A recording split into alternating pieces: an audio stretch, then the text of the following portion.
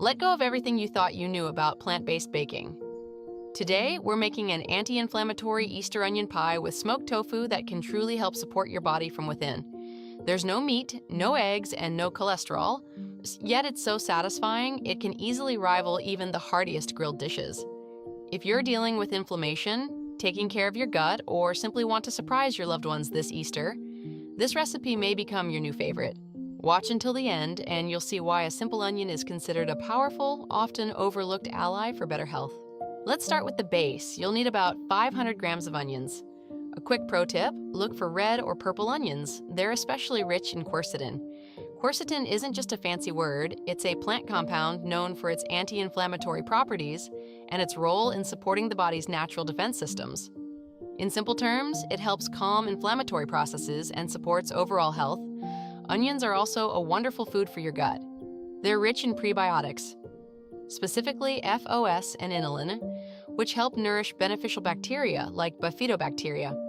This becomes especially important after 45, when the balance of gut microbiota can start to shift. First, gently warm the milk together with the vegan butter.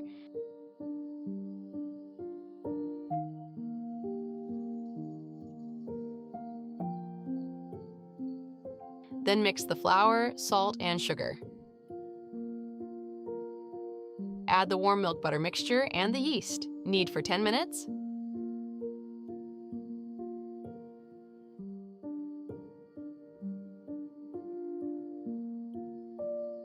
Cover with a damp towel and leave in a warm place for 1 hour. While the dough is rising, finely chop the onion. You already know about its benefits, then take the smoked tofu. This is our meat substitute, with 17 grams of pure protein per 100 grams. If you're a man and wondering whether this could affect your health, here's the key point. Soy does not lower testosterone. This has been confirmed by over 100 clinical studies. On the contrary, it is associated with a 27% lower risk of prostate cancer. For women, the isoflavones in tofu support gentle hormonal balance and help protect heart health. Isoflavones also act as prebiotics in the large intestine. Remember, a healthy gut supports a stable mood thanks to the gut-brain axis. Write in the comments if you'd like me to make a video on this topic. Now let's move on. While the dough is resting, prepare your baking pan. Lightly grease it, line it with parchment paper, and gently press the dough across the bottom. Be sure to form a rim about 1 inch high. This will hold our rich filling in place.